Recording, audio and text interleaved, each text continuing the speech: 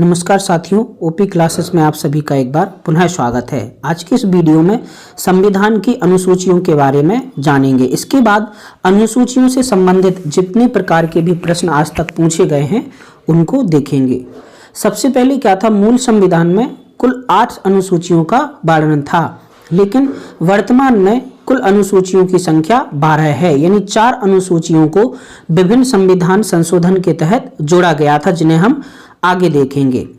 बात करें अगर पहली अनुसूची की, तो पहली अनुसूची में राज्यों के नाम, उनके न्यायिक क्षेत्र, संघ राज्य क्षेत्रों के नाम तथा उनकी सीमाओं का वर्णन मिलता है। यानी पहली अनुसूची अनुच्छेद 1 और 4 से संबंधित है। बात करेंगे दूसरी अनुसूची की, तो दूसरी अनुसूची में प्रमुख संवैधानिक पद पर बैठे अधिकारियों के वेतन, भत्ते और पेंशन के बारे में बताया गया है। कभी कभी दूसरी अनुसूची से संबंधित उन संवैधानिक पदों के बारे में पूछ लिया जाता है जिन पदों की पेंशन का वर्णन या वेतन भत्ते का वर्णन दूसरी अनुसूची में है। तो दूसरी अनुसूची में जिन पदों का वर्णन दिया गया है उनमें राष्ट्रपति, राज्यपाल, लोकसभा अध्यक्ष तथा उपाध्यक्ष, राज्यसभा के सभापति और उपसभापति, राज्य विधानसभा के अध्यक्ष, राज्य विधान परिषद के सभापति उपसभापति, सर्वोच्च न्यायालय के न्यायाधीश, उच्च न्यायालय के न्यायाधीश तथा कंट्रोलर और ऑडिटर जनरल यानी CAG, इनके वेतन और भत्ते के बारे में बताया गया है। बात करेंगे तीसरी अनुसूची की, तो तीसरी अनुसूची में शपथ और प्रतिज्ञान के बारे में बताया गया है। अब किन किन व्यक्तियों से संबंधित शपथ का वर्णन तीसरी अनुसूची में मिलता है, तो संसद सदस्य, मंत्री, विधानमंडल के सदस्य, न्यायालय के न्यायाधीश जिसमें उच्च न्यायालय और उच्चतम न्यायालय के न्यायाधीश शामिल हैं, इसके अलावा नियंत्रक और महालेखा परीक्षक की शपथ और प्रतिज्ञान के बारे में तीसरी अनुसूची में बताया गया है। ध्यान रखने वाली बात यह है कि राष्ट्रपति और राज्यपाल की शपथ के बारे में तीसरी अनुसूची में नहीं बताया गया है। राष्ट्रपति की शपथ का वर्णन अनुच्छेद 60 के तहत, जबकि राज्यपाल की शपथ का वर्णन अनुच्छेद 159 के तहत किया गया है। बात करेंगे चौथी अनुसूची की, तो चौथी अनुसूची राज्यों व केंद्र शासित प्रदेशों में राज्यसभा के सीटों के आवंटन से संबंधित है। बात करेंगे पांचवी अनुसूची की, तो पांचवी अनुसूची में अनुसूचित और जनजातीय क्षेत्रों के प्रशासन और नियंत्रण के बारे में बताया गया है। वहीं बात करेंगे छठवीं अनुसूची, तो छठवीं अनुसूची में कुछ प्रमुख राज्यों जिनमें असम, मेघालय, त्रिपुरा और मिजोरम के जनजातीय क्षेत्रों के प्रशासन व नियंत्रण के बारे में बताया गया है। छठवीं अनुसूची से संबंधित इन राज्यों के नाम आपको याद रखने हैं। आगे बात करेंगे सातवीं अनुसूची, तो सातवीं अनुसूची में संघ व राज्यों के बीच शक्ति का विभाजन बताया गया है। सातवीं अनुसूची के तहत संघ सूची, राज्य सूची और समवर्ती सूची का वर्णन किया गया है। संघ सूची में वे विषय आते हैं जिन पर केंद्र सरकार नियम व कानून बनाती है। राज्य सूची के अंतर्गत वे विषय आते हैं जिनमें कानून बनाने का हक राज्य सरकार को होता है। वहीं समवर्ती सूची में आने वाले विषय संघ और राज्य दोनों के अंतर्गत आते हैं। बात की जाए संघ सूची की, तो संघ सूची में वर्तमान में 100 विषय हैं, जबकि प्रारंभ में इसमें 97 विषय थे।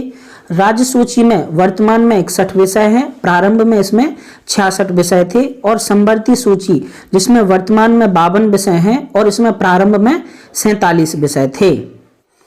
आगे बात करेंगे 8वीं अनुसूची की, तो 8वीं अनुसूची भाषाओं से संबंधित है। 8वीं अनुसूची में वर्तमान में कुल 22 भाषाओं का वर्णन है, जबकि प्रारंभ में इसमें केवल 14 भाषाओं का वर्णन था। अब जो बाद में भाषाएं जोड़ी गई वो कब कब जोड़ी गई, तो 21वें संविधान संशोधन के तहत 1967 में सिंधी भाषा को 8वीं अनुसूची में जोड़ा गया था। इसके बाद 71वें संविधान संशोधन के तहत 1992 में कोंकणी, मणिपुरी और नेपाली को जोड़ा गया, जबकि 92वें संविधान संशोधन के तहत 2003 में बोडो, डोंगरी, मैथिली और संथाली भाषाओं का स्थान दिया गया। याद रखने के लिए 21 और 71 को जोड़ेंगे तो 92वां आ जाएगा, यानी 21वां, 71वां और 92वां संशोधन भाषाओं से संबंधित है।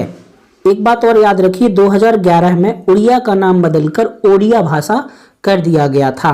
करेंगे 9वीं अनुसूची की, तो 9वीं अनुसूची प्रथम संविधान संशोधन द्वारा 1951 में जोड़ी गई थी। इसमें भूमि सुधार, जमींदारी उन्मूलन कानूनों को दर्ज किया गया था। पहले 9वीं अनुसूची में दर्ज विषयों की न्यायिक समीक्षा नहीं की जा सकती थी, लेकिन जब राज्य सरकार ने इसका दुरुपयोग करना शुरू किया या विभिन्न प्रकार की सरकारों ने इसका दुरुपयोग करना शुरू किया, तो सुप्रीम कोर्ट ने 2007 के अपने एक फैसले में बताया कि 24 अप्रैल 1973 के बाद के जितने भी मामले 9वीं अनुसूची में दर्ज हैं, उनकी न्यायिक समीक्षा की जा सकती है। तो आपको याद रखना है कि 9वीं अनुसूची भूमि सुधार जमींदारी उन्मूलन कानूनों से संबंधित है, जो प्रथम संशोधन द्वारा 1951 में जोड़ी गई थी। बात करेंगे 10वीं अनुसूची की, तो यह 52वें संशोधन द्वारा 1985 में जोड़ी गई तथा इसमें दल बदल के आधार पर संसद व विधानसभा सदस्यों की निराहरता संबंधित उपबंध दिए गए हैं। आगे बात करेंगे 11वीं अनुसूची की, तो 11वीं अनुसूची 73वें संशोधन द्वारा 1992 में जोड़ी गई थी। इसमें पंचायतों की शक्तियां, प्राधिकार और जिम्मेदारियों के बारे में बताया गया है। कभी कभी 11वीं अनुसूची से संबंधित विषयों की संख्या पूछ ली जाती है, तो 11वीं अनुसूची में कुल 29 विषय शामिल हैं। बात करेंगे 12वीं अनुसूची की, तो इसे 74वें संशोधन द्वारा 1992 में जोड़ा गया था। इसमें नगर पालिकाओं के प्राधिकार और जिम्मेदारियां बताई गई हैं। 12वीं अनुसूची में कुल 18 विषय शामिल किए गए हैं। चलिए अब देखते हैं अनुसूचियों से संबंधित विभिन्न प्रकार के वे प्रश्न जो अभी तक किसी न किसी परीक्षा में पूछे गए हैं। तो पहला प्रश्न है, भारतीय संविधान में कुल अनुसूचियां हैं। तो वर्तमान में भारतीय संविधान में कुल 12 अनुसूचियां हैं। अगला प्रश्न है, निम्नलिखित कथनों पर विचार कीजिए। पहला है, भारत के संविधान में 20 भाग हैं। तो ये गलत है। वर्तमान में भारतीय संविधान में 22 भाग हैं, जबकि संख्या की दृष्टि से ये भाग 25 हो जाते हैं।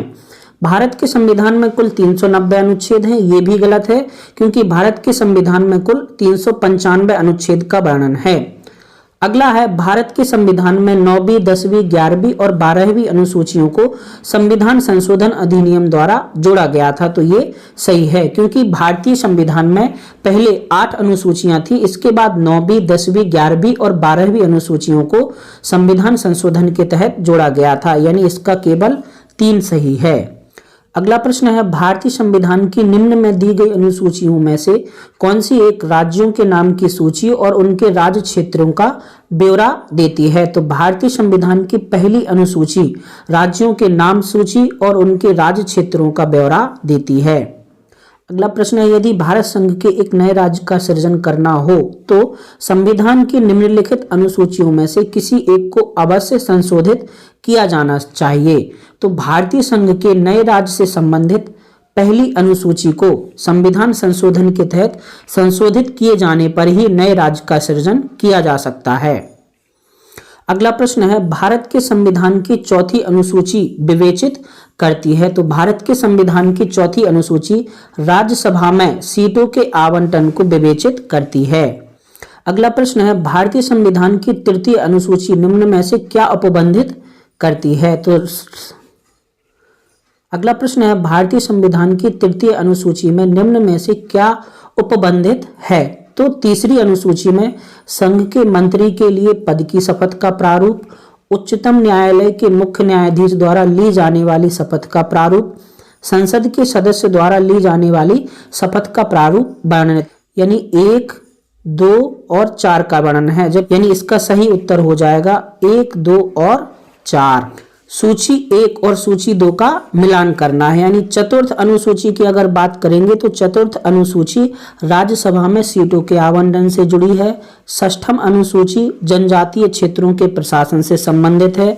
8वीं अनुसूची में भाषाओं का वर्णन है और 9वीं अनुसूची भूमि सुधार कानूनों से संबंधित है। यानी अगर बात की जाए तो ए के लिए 3, बी के लिए 4, सी के लिए 2 और डी के लिए 1, यानी सही उत्तर हो जाएगा 3, 4, 2, 1। अगले प्रश्न में सूची 1 का सूची 2 से मिलान करना है। 7वीं अनुसूची विधायी शक्तियों के वितरण से संबंधित है 8वीं अनुसूची भाषाओं से संबंधित है। 9वीं अनुसूची कुछ अधिनियमों का विधि मान्यकरण करती है, जबकि 10वीं अनुसूची में दल परिवर्तन के आधार पर निहरता का वर्णन है। अगला प्रश्न है, किस प्रधानमंत्री के कार्यकाल के दौरान भारत के संविधान में 9वीं अनुसूची को पुनः स्थापित किया गया था? तो 9वीं अनुसूची को वर्ष 1951 में प्रथम संविधान संशोधन के तहत जोड़ा गया था और इस समय भारत के प्रधानमंत्री जवाहरलाल नेहरू थे। अगला प्रश्न है, राज्य भूमि सुधार अधिनियमों को संवैधानिक सुरक्षा प्रदान करने हेतु सम्मिलित किया गया था। तो राज्य भूमि सुधार अधिनियमों को 9वीं अनुसूची में रखा गया है और 9वीं अनुसूची प्रथम संविधान संशोधन द्वारा 1951 में जोड़ी गई थी।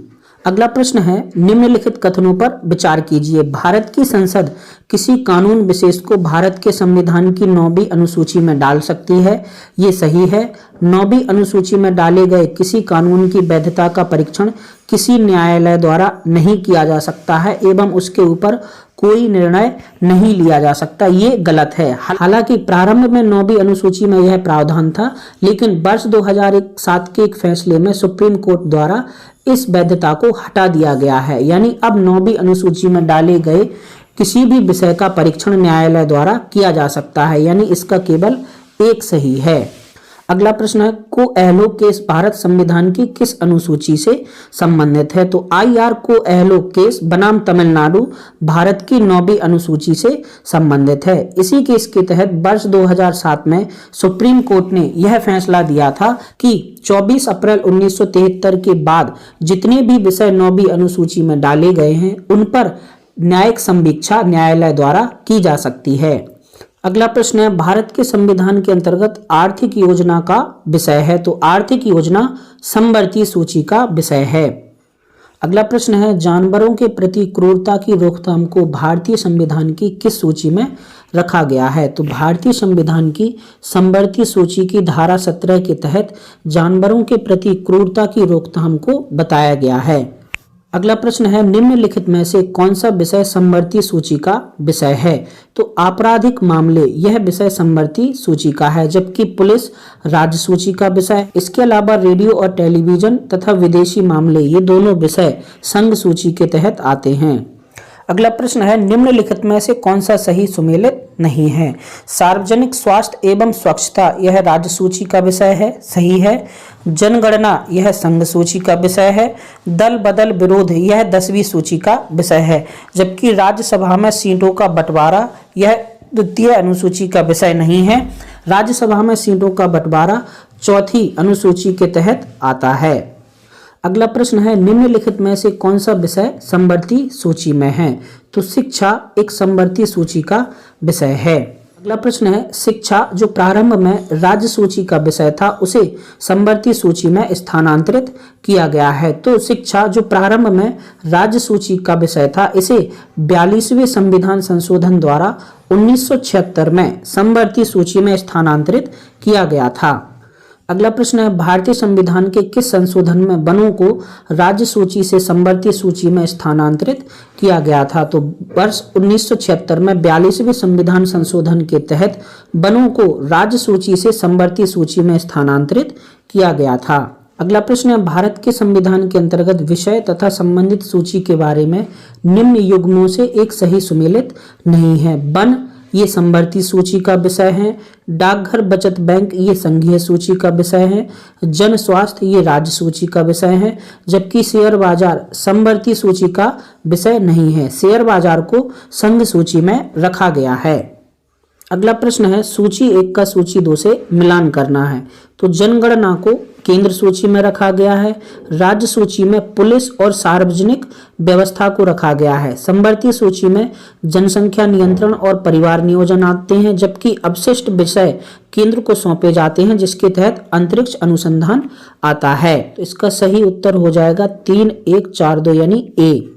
अगला प्रश्न है, भारत के संविधान की निम्नलिखित में से कौन सी एक अनुसूची में दल बदल विरोधी कानूनी विषयक प्रावधान हैं? तो भारतीय संविधान की 10वीं अनुसूची में दल बदल विरोधी कानूनी विषयक प्रावधान हैं। अगला प्रश्न है, भारतीय संविधान की 7वीं अनुसूची के अंतर्गत संघ सूची में निम्नलिखित में से किसका उल्लेख नहीं है? तो 7वीं अनुसूची के अंतर्गत संघ सूची में बैंकिंग, बीमा और जनगणना का वर्णन है, जबकि गैस को राज्य सूची में रखा गया है। अगला प्रश्न है, पंचायती राज विषय निम्नलिखित में से किस सूची में सम्मिलित है? तो पंचायती राज राज्य सूची का विषय है। अगला प्रश्न है, निम्नलिखित में से कौन सा विषय भारतीय संविधान की 7वीं अनुसूची की सूची 3 समवर्ती सूची में सम्मिलित है? तो दंड प्रक्रिया समवर्ती सूची का विषय है, जबकि पुलिस, कारागार और लोक व्यवस्था ये राज्य सूची के विषय हैं।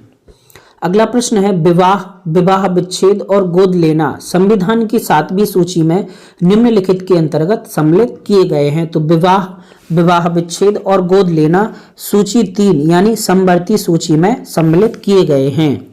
अगला प्रश्न है, सरकारों द्वारा शुल्क एवं कर लगाने का अधिकार संविधान की किस अनुसूची में उल्लिखित है? तो संविधान की 7वीं अनुसूची में सरकारों द्वारा शुल्क एवं कर लगाने के अधिकार की बात की गई है।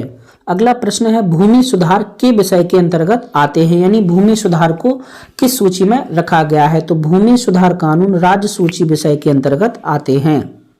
अगला प्रश्न है, भारत के संविधान की किस अनुसूची के अधीन जनजातीय भूमि का खनन के लिए निजी पक्षकारों को अंतःकरण, अकृत और शून्य घोषित किया जा सकता है?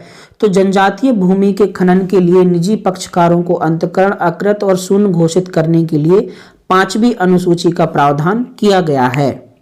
भारतीय संविधान की किस अनुसूची में विभिन्न राज्यों में अनुसूचित क्षेत्रों के प्रशासन और नियंत्रण के तहत विशेष उपबंध किए गए? तो 5वीं अनुसूची के तहत अनुसूचित क्षेत्रों के प्रशासन और नियंत्रण के बारे में बताया गया है।